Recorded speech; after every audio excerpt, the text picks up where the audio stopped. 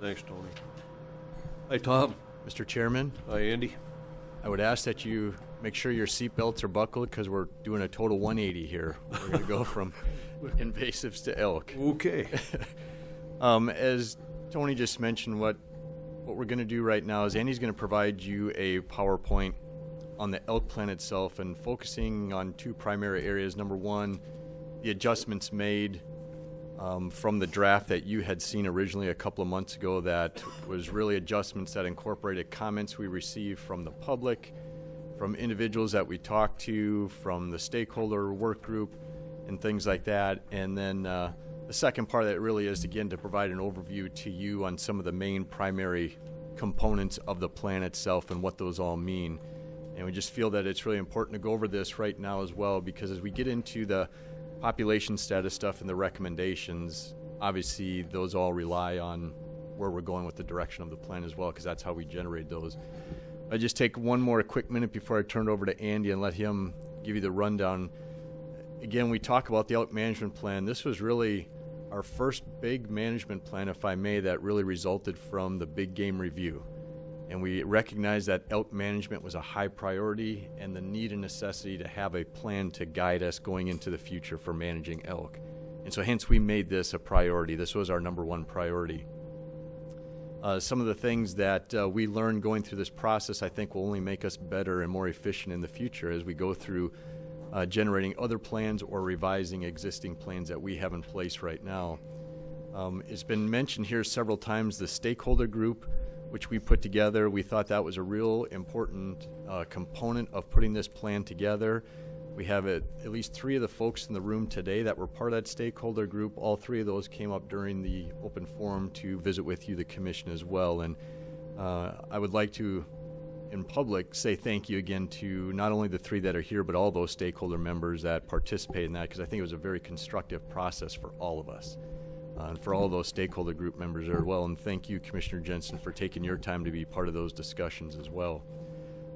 It was a very good process. We had a very good discussions over the 4 meetings that we met. And actually the 4th meeting was more of a meeting where we presented them the draft plan that we presented you the first time to get feedback directly from them and comments that we incorporated as well with the public comments. So that was a big part of that whole process. And so it's been a very good process. It's been a very busy one over the last 12 to 14 months. To think back where we were to where we are now is pretty impressive. And I'd like to say in front of you a high congratulations and thank you to all of our staff that put a lot of time and effort in this as well. It's been a very good process for all of us, and I think this will be very beneficial as we move forward. So I just wanted to bring a few of those things up. And with that, I'm going to turn it over to Andy. We did provide you a hard copy. We did send it to you at the end of last week, an electronic copy of the updated version of the plan. Again, we recognize it's very lengthy. There's a lot of information. So Andy's going to hit some of those highlights of adjustments incorporated, some of the key components of it, and then at that point we'll open it up to you for questions, discussions before we get into the next part of our elk discussion. And Commissioner Jensen, please intervene as you see appropriate when you think about all of our discussions as well. So, Andy? All right, thanks, Tom. Good afternoon, Mr. Chairman, members of the Commission, Secretary Hepler. Before I get started here, just want to comment on the first slide here. This is the final elk management plan. Of course, that's in quotes. Nothing's final here. I want to acknowledge the Commission obviously has the say on what's final, and I think there's going to be some more comments and discussion here, but it's the most final draft you've had so far. How about that? That was a little too long to put on there, but you know, I also want to stress that, you know, we do consider this management plan an adaptive plan. You know, 2 years down the road, this is a 5-year plan, but 2 years down the road, we get some better data and something we think that we need to come back and amend the plan. Of course, we want to have that option to bring that back to the Commission and recommend an amendment to the plan. So we do consider this plan adaptive and a work in progress. But let's talk about where we're at so far.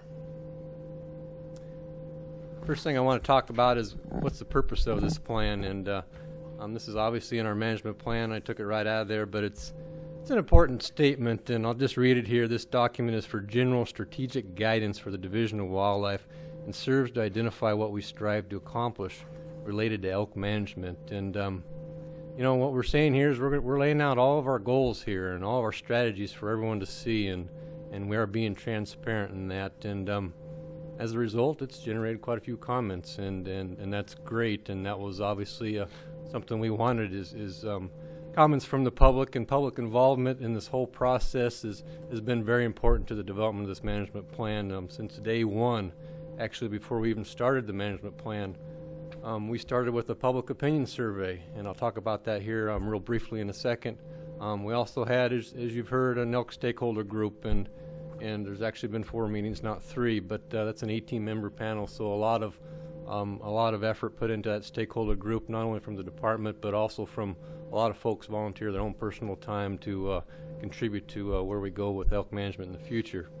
Of course, a couple summers ago, the commission had a public meeting in Rapid City and heard from about 150 plus sportsmen and landowners that came to that meeting about their concern with our low elk population numbers. And since we've developed this plan, or the draft of the plan, we've also taken it out to our regions. We have 4 administrative regions, and we've taken it to our regional advisory panels, which our local panels developed of various members of the public, and we've discussed elk management with those folks.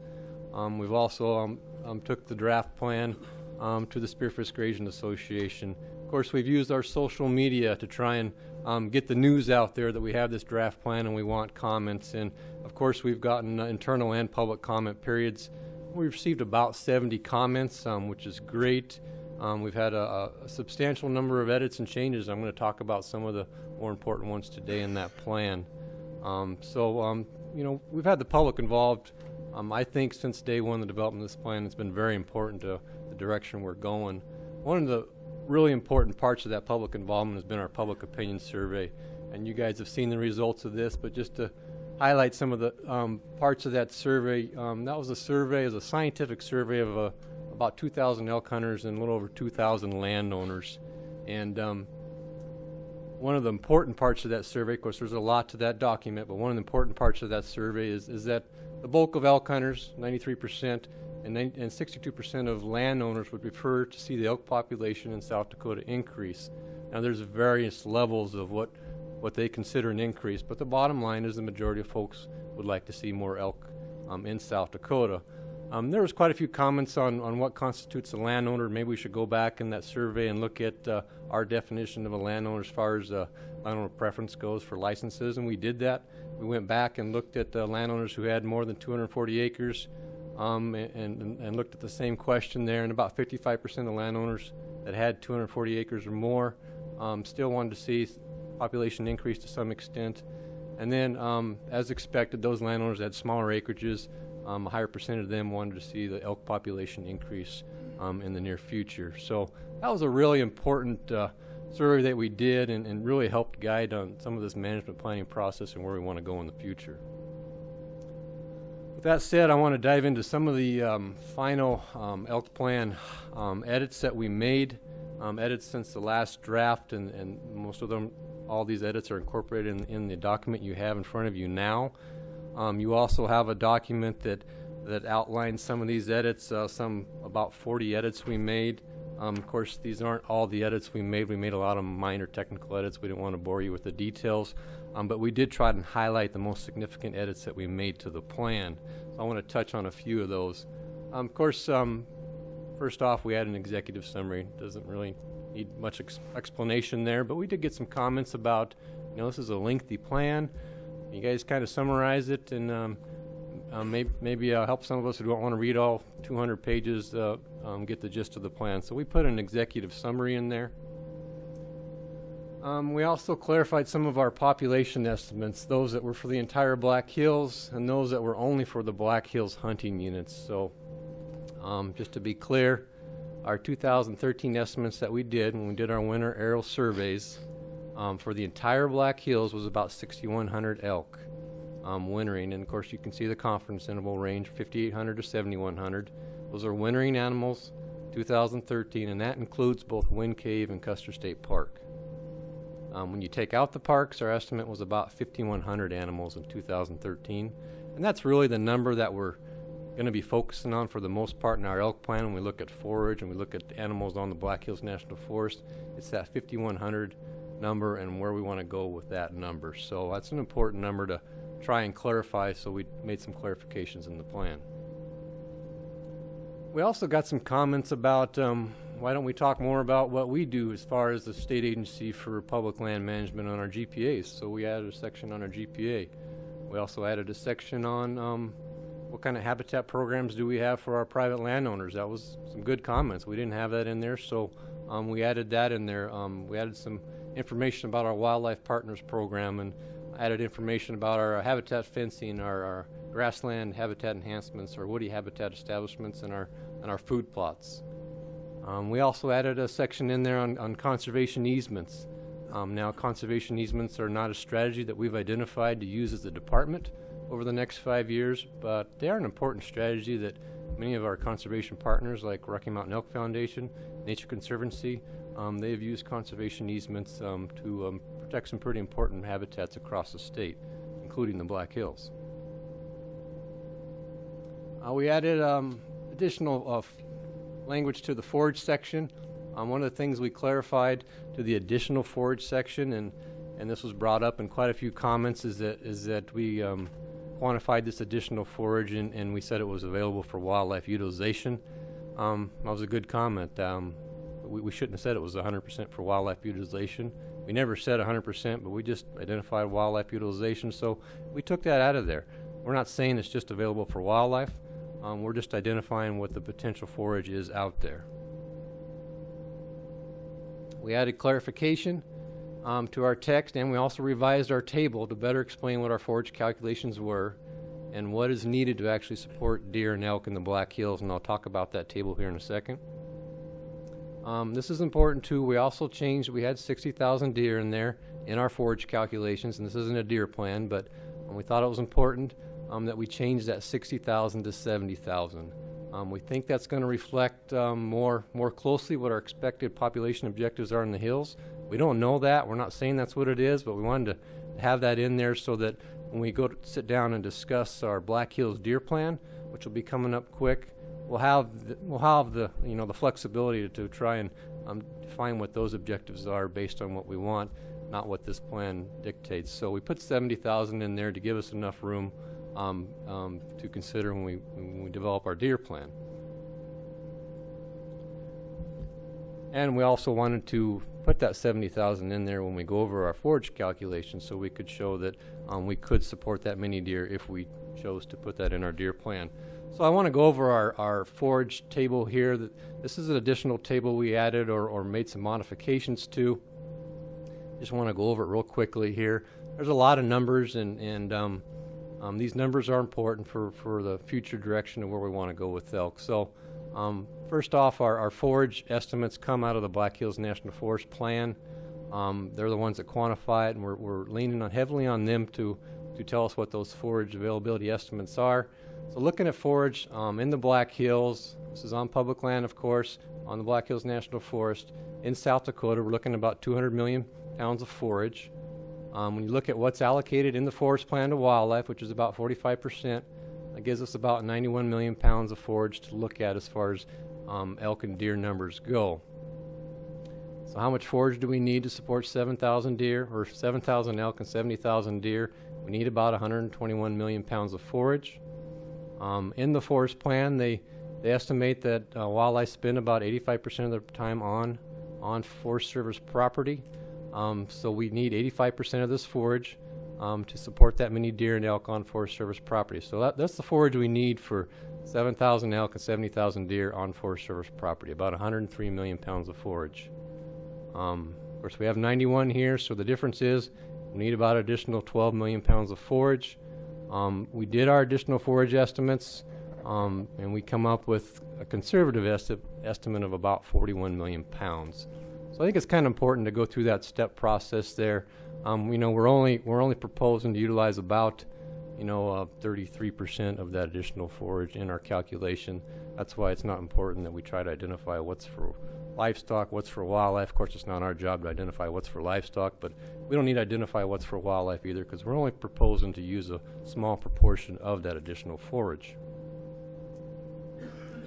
So moving on, we added another paragraph explaining the 1997 forest plan and specifically about the 4,500 number in that plan. We heard a lot of comments on that, and rightfully so.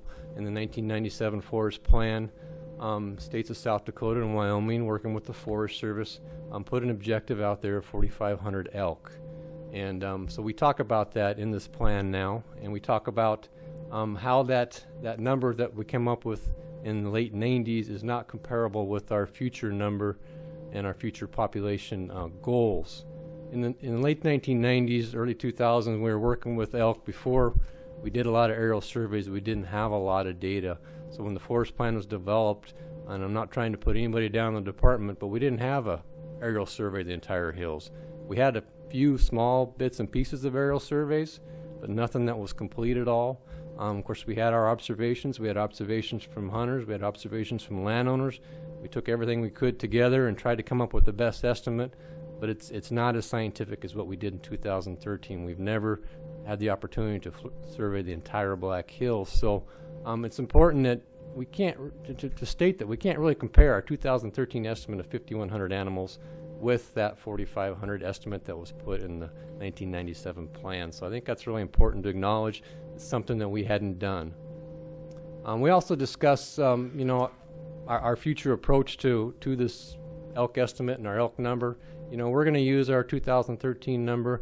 We think that's the best number out there, and we're going to use that, and we're going to use the Forest Service's estimate on forage and our additional forage estimate, and we're going to move forward with those numbers because we feel those are the best numbers to use in trying to decide where we want to go with elk management in the future. So we put that in the plan that's what our intentions are. We also had a harvest strategy table. We've talked about this before. We did this for pronghorn. We had one for antlerless deer management, and we tried to put one there in the elk plan. And we just couldn't come up with something we thought was really very useful. This is the latest modified version of the harvest strategies table, and there really isn't a lot of differences between whether or not we want to increase, maintain, or decrease the population. The options, the tools that we have are pretty much the same, so we didn't felt we needed a table to point that out. Basically, we're going to look at license numbers and license types, and if we ever have to, we'll look at season structure. For the most part, we're going to look at license numbers and license types, and we don't need a table for elk management to do that. So we did remove that from the management plan.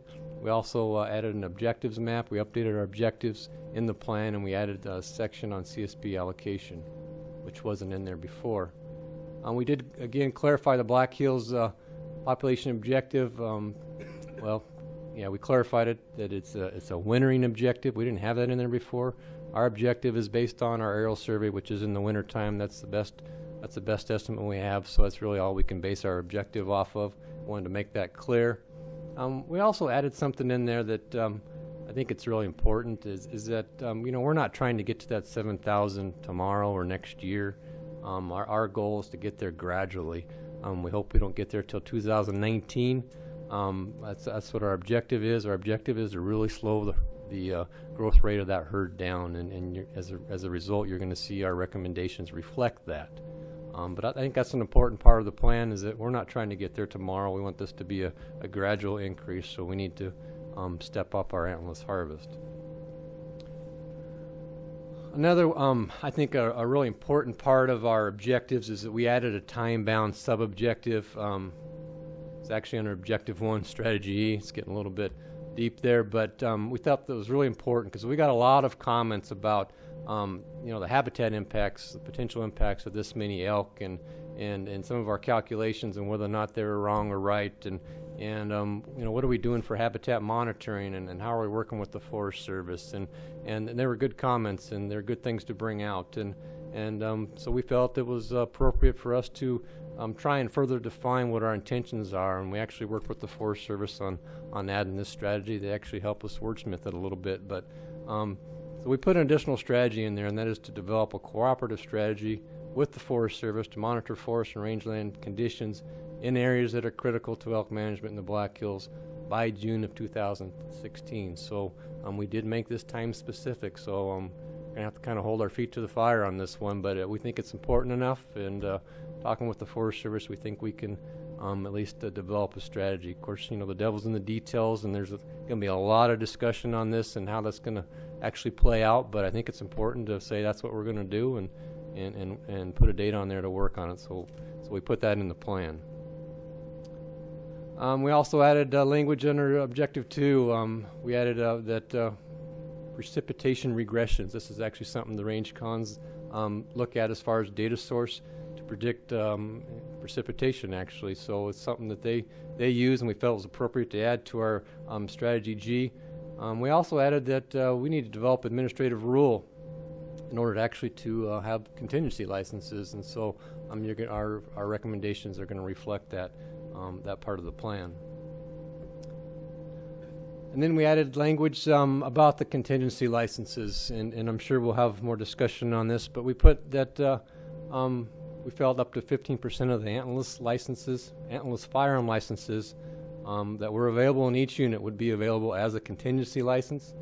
And we modified language to clarify that the Commission would use a resolution actually to use these, and that would occur in August and through the resolution process. So automatically, after the Commission would approve X number of antlerless licenses, firearm antlerless licenses, there would be this automatic pool of contingency licenses available should the Commission choose to use them in August via resolution. So it'd just be a pool of licenses, and we had a lot of discussion on whether or not we should define a number and put it in the plan. Should it just be 100 or 200 or 300 or whatever? Should it be a percentage? Should it be 5%, 10%, 15, 20? I'm not going to sit up here and say 15 is a magic percentage. We had a lot of discussion and debate, but we did feel it was important to put a number in there so that we were accountable to that number. We also felt it was important to put a number on there that is correlated with what the Commission is doing as far as season recommendations. If we have 1,000 cal licenses out there, we should have a lot bigger pool of contingency licenses based on the direction of our management. But if we have 100 cal licenses, for example, we felt we should have less. So that's why we put a percentage in there. Whether or not 15% is the right percent or not, I don't know, but that's just kind of some of our reasoning behind that process.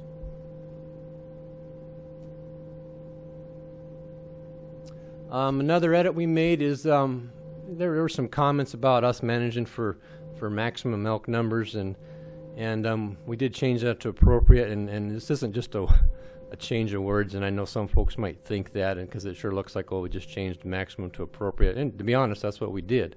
But we did that because we have reason to. We're not managing for maximum elk numbers. If we were doing that, we would look at all the available forage out there. As I mentioned, we're only managing for a portion of that additional forage, so we're not trying to maximize the number of elk out there. We are trying to manage for what we feel is an appropriate number of elk based on the habitat.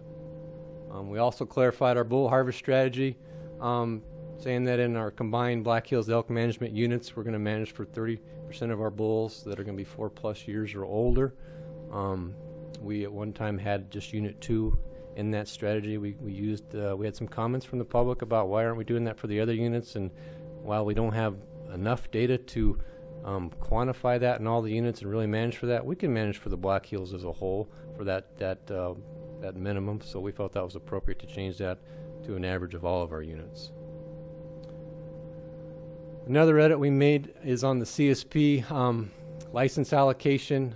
We didn't have that in there before. We added that CSP will manage 25% of their any elk licenses for archery, 75%, the other 75% would be for firearm, but their antlerless management would be conducted using firearm hunters. Of course, CSP has some different management objectives than we do in our other units. And actually, based on this year's recommendation, this is a change that's not in your book right now. I wanted to point that out. It's actually 30% and 70%, so you'll see that in our recommendations this year. Just to hit on a few more high points that this plan, what we're laying out there, we're laying out that we're going to further evaluate our licensed lottery system, our landowner preference system, our auction license pros and cons for South Dakota. Those are all important strategies I want to make sure you're aware of. Again, we're also saying that we're going to allocate 25% of our any elk tags to archery hunters, CSP at 30%. We're planning to do aerial surveys every 3 or 4 years Actually, 2016 is on the schedule this next coming winter to do aerial surveys. We're also going to evaluate our fall versus our spring herd composition survey. This is actually an update item for our big game action plan that was scheduled for this month, in evaluating and implementing adjustments to our herd composition surveys. We've identified in our management plan that we still need to evaluate that. We want to evaluate that. We want to have at least 5 years of data. Don't want to make any rash decisions on 1 or 2 years of data. Want to look at the long-term trends and differences between those two data sets. So we do continue to do both surveys and evaluate that. I want to say something about depredation management before we wrap up here. Of course, that's an important part of this management plan, and managing depredation on private property is critical, and I think an important responsibility of our department. We did a survey a while back here indicating that 67% of hunters and 58% of landowners were willing to pay an additional $5 to the non-refundable application fee. So in 2014, the department was successful in introducing legislation to increase that $5 to $10. That became effective this last summer.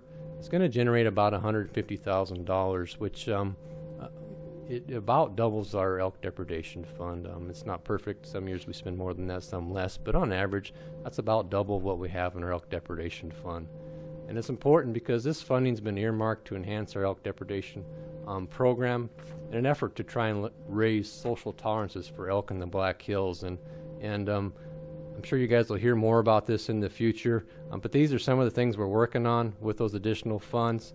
Keith and his program, working with the regions, they're working on increasing payments for our elk food plots, expanding our hayland contracts program, increasing the maximum payment for stack yards and fencing contracts, and also developing some type of decision matrix that'll help us prioritize some of the more important elk depredation complaints. Sorry about that.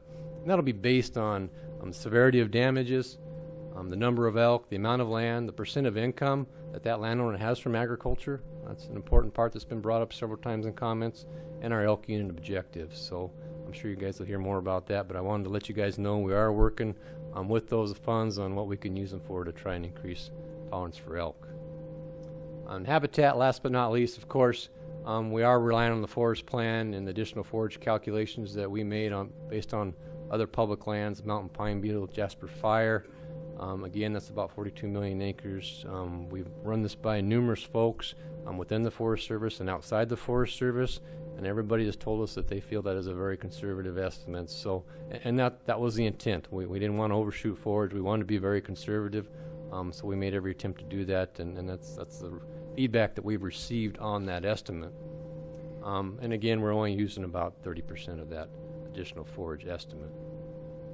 I want to acknowledge that we're not using the forage estimates on private land. We're not using that to determine our population goals, but we definitely need to acknowledge the private land contributions to our elk management and our management plan, and we need to try and manage that depredation. I think a really important part of this plan and the details of this plan is our response to drought. This, of course, is going to be a cooperative effort with the Forest Service and trying to evaluate the impacts on the forage. Of course, they're the folks that do the range monitoring out there. As you know, we're going to allocate a pool of antlerless licenses, and that's going to be utilized via commission resolution in August if the commission so chooses. And when we had periods of drought that last more than 1 year, I think is really important, we're going to start to manage that population towards the low end of the objective, towards that 6,000 range. So if we get back into a situation like we were in the early 2000s to almost late 2000s, 2007 I think it was, we get in those situations where we have multiple years of drought. We better not be managing for 7,000 elk.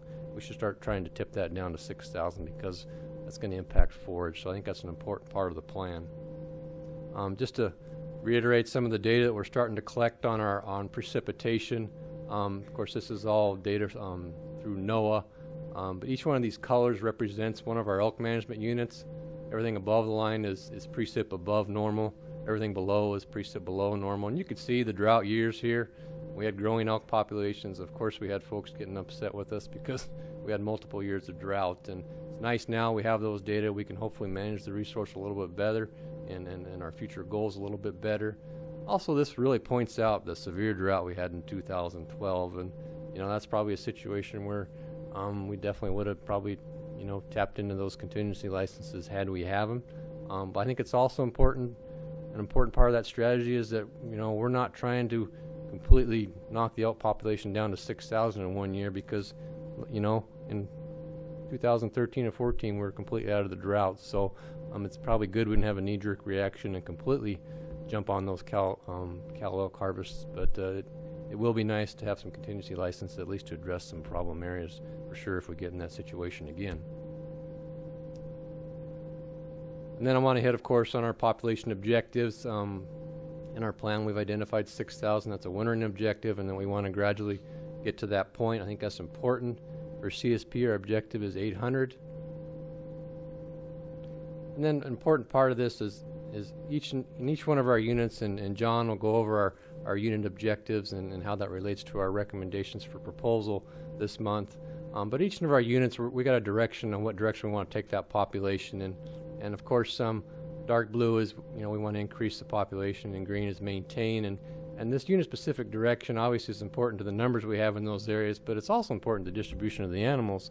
We've heard some comments and concerns about that, and obviously we're concerned about that too because we don't have a whole lot of control on where elk go. I mean, it's not like we can run them into the next pasture, but I think using specific pressure in some of our management units, we can distribute those elk to areas where we do have where we do want more elk, and areas where we don't want more elk, we can put more pressure on them. So we do have that tool.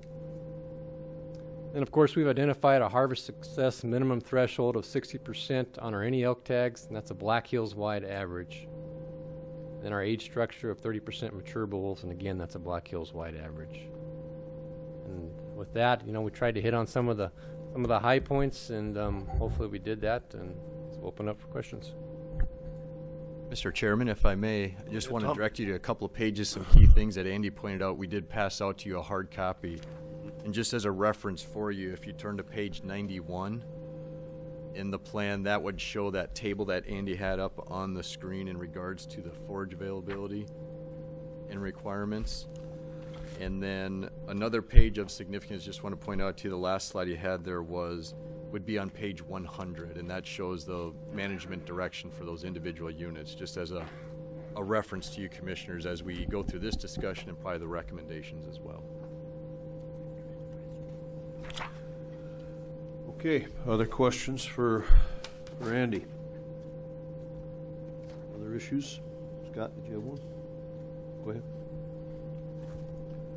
I wanted to make several comments on this issue. First of all, a tremendous amount of work, and thank everybody that worked on it. A lot of work went into this, and it's a good document so far. I'd like to thank Eric and Aaron and Sylvia for coming today and speaking to us. My specific comments are about Objective 2, Strategy G. The limit of 15% of the antlerless elk tags seems to me to be pretty limiting. If you look at Unit 1 in the Northern Black Hills, the recommendation is 40 elk tags for 2015. 15% of that is 6. Considering a 50% success ratio in hunting, which is reasonable, that means we're going to remove 3 extra cows in dry weather. This seems pretty insignificant to me.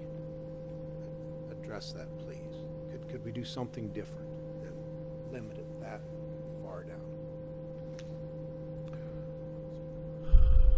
I think he was asking you, Tom, not me.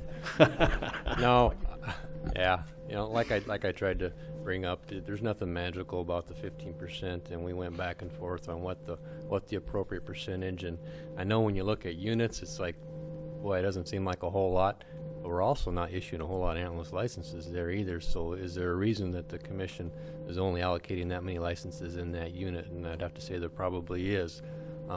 But I do know when you go down and break it down by unit, it looks like a really small number, and maybe there's a fix to that, something that needs to be changed, and I'm not going to argue that. But when you look at the big picture, hills wide, to me it seems a little more reasonable, and whether it's 15 or 20 or 15 or 10, I don't know, but looking hills wide, it seems a little more palatable, but I'm not quite sure how to address the concern you brought up about the unit and how small of a number that is. Commissioner Phillips, we could also look at, if it would be your prerogative, a different percentage, or we could go a different route of a number and say just flat up to this number. And in our discussions, based on the conditions and the circumstances at the time of, you know, that late summer when we're going to come forward to the commission, if we're considering this action, you know, it could be just an overall number as well as another alternative, and just say up to, for example, 200 licenses. That doesn't mean that all 200 would be used, but we could base it on the circumstances. So there's probably multiple ways to look at this and to approach it. And again, as Andy mentioned in our discussions, that's what we had brought forward as at least in a reasonable approach to start with, if nothing else, at that 15%. But we'd sure be welcome to any thoughts and ideas that you may have that you feel that'd be more appropriate. Thank you. I have some more comments, but I'll defer to somebody else and come back to me. Go ahead, Mr. Denner. Just on that issue, Tom, when we had a excess of deer in East River, we called it a deer reduction season. Could you implement something like that? You know, an elk, you know, I mean, you know, an excess deer or antelope or elk in this case, could you specify or look at a deer reduction number or elk reduction number? I believe what you're referring to is when, over the years, when we had high deer numbers, where we had probably two things in place, where we had the 9 days, which we still have in place right now, that's available for antlerless harvest. And we also used the mechanism where any deer license then at that time frame would be valid just for antlerless only, I think is what you're referring to. Yeah. So at a time when elk numbers are very high, and I'll probably have Andy or John jump in from the region here as well, at a time when elk numbers were really high and the strategy was to have a higher level of harvest on the antlerless elk in particular, I believe that 15 days in December were actually added as another additional harvest strategy. And the guys can correct me if I'm wrong, but that was one approach, and we still have those 15 days in December. We've just kind of redistributed the time frame of the hunters right now, still utilizing that approach. That would be something we could look at. It's just something that we have not utilized from an elk population perspective like we have in deer and antelope. And just to add to that, yeah, we still have that December season, so it's nice that we have that tool available. So I mean, our first preference, obviously, moving forward would be to use our licensed hunters that we currently have, and that's the reason for our recommendation on these contingency licenses, is that before the season we could issue licenses that would be used during the normal season, which includes that December season as well. So that was kind of our thought process behind that. In addition, we do have still the depredation hunt tool available to us that we can use site-specific on areas where we do have problems on private property. So we still have that tool available to us to use regardless of what we do with normal licenses and contingency licenses. So I think that's important to keep that option out there and available. Okay. Gary, did you have a point? Well, I just thought, I mean, I know we're pressed for time, but, you know, as I was coming on the commission, the WMI report was just being done, and so we've all paid close attention to it and read it many times, and I think if they came in to grade the effort that was undertaken here, I think they'd give the department and everybody that was involved an A+. I mean, I really do think the process was good, and I'm hopeful. I think everybody would say it was responsive and open, and everybody was asked what they thought, and then serious consideration was given to that. And I think we see that in various parts of the report. So anyway, I just wanted to say that from my perspective as being part of the work group, and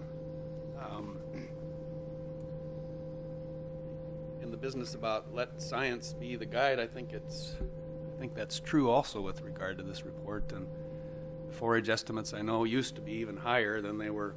You made them even more conservative, I think, as you worked your way through it and ran it past the Forest Service and everybody else that you could think of. And so the numbers that we have here, I think, are very, very defensible, and we can probably all still debate a little bit what they mean in terms of ultimate outcome, but I think the numbers are conservative. And the last point I would try to make today is that some of these changes are significant, and they haven't been around very long, including the gradually getting there by 2019 as opposed to going there maybe quicker, and the 15%. And so I would hope that we could allow for another 30-day period or something and give everybody a chance, like Chris was asking and Sylvia was asking, for another 30 days or whatever the right time frame is, to so people can weigh in on this, because I don't think a lot of people know about some of these last changes.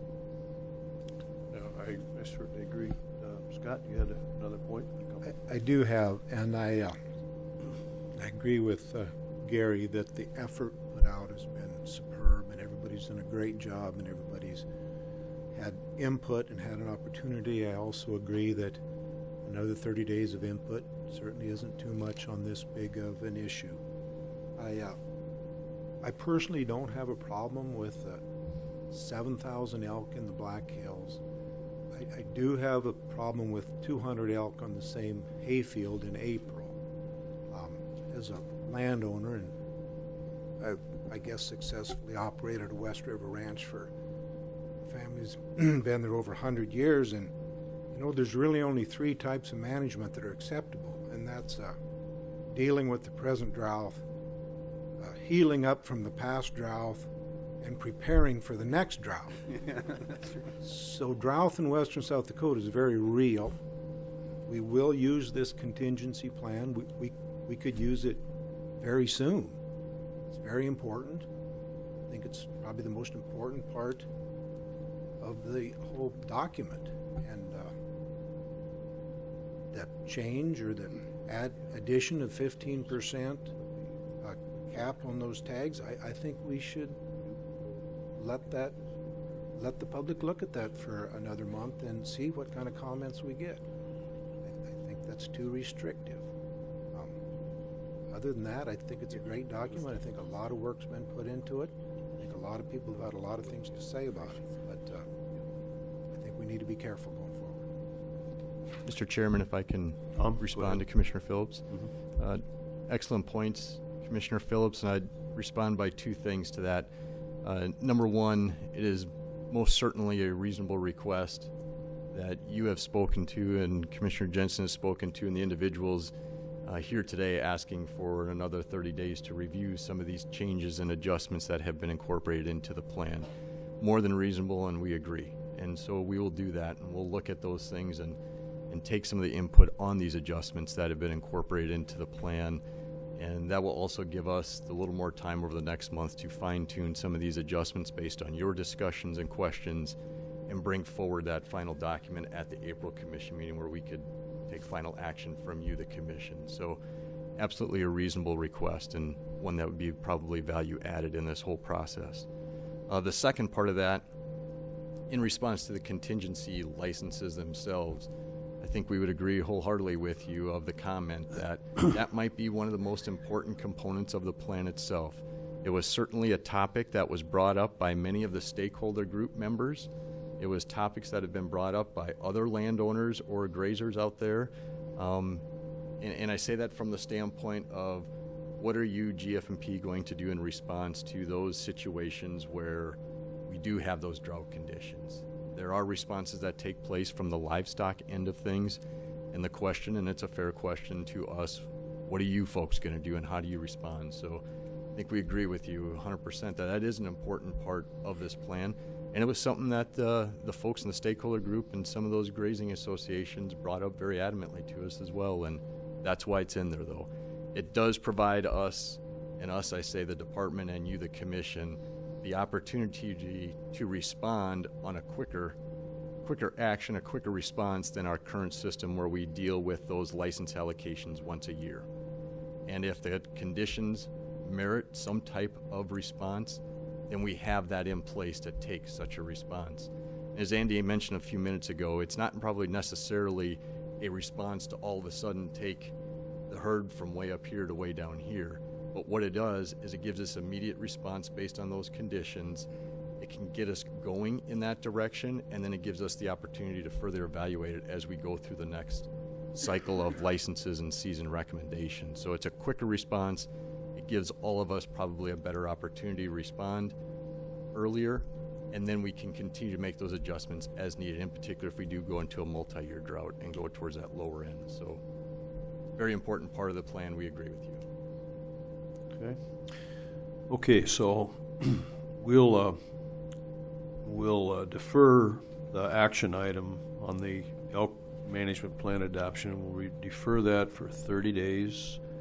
Give you guys the opportunity to work with the public comment, the concerns that the commission has expressed here, and to work out some of the issues on the revisions that have come through, and allow the public to get a better idea of where you're at with that. And Mr. Chair, would you as a commission like to see a more of another updated version a week and a half prior again to the commission meeting, just so that we don't bring it to you here on the day that we're asking you to take action similar to what we did this last time? Certainly, and I think these next two meetings, we've got lots going on, and so if you guys could do that, that would help ease a little bit of the pain and give us the opportunity to make sure that we understand it. Now, me personally, this is the elk comments, the elk management plan, and all of the things that have kind of swirled around it is the most public information that I personally have fielded since I've been a commissioner. It's a lot of, which basically is a testament to you guys' ability to work through all those stakeholder groups and to have that input go into these plans. So this is an important kind of a crown jewel, and you guys all know that, having worked on this. We're going to have spin-off from the format and the work and the process and everything on deer, all that's coming up. The bighorn sheep and the pronghorn plan were fairly simple compared to what we're at here for this one. So I'm really impressed by what's been done, and I think we're pretty close.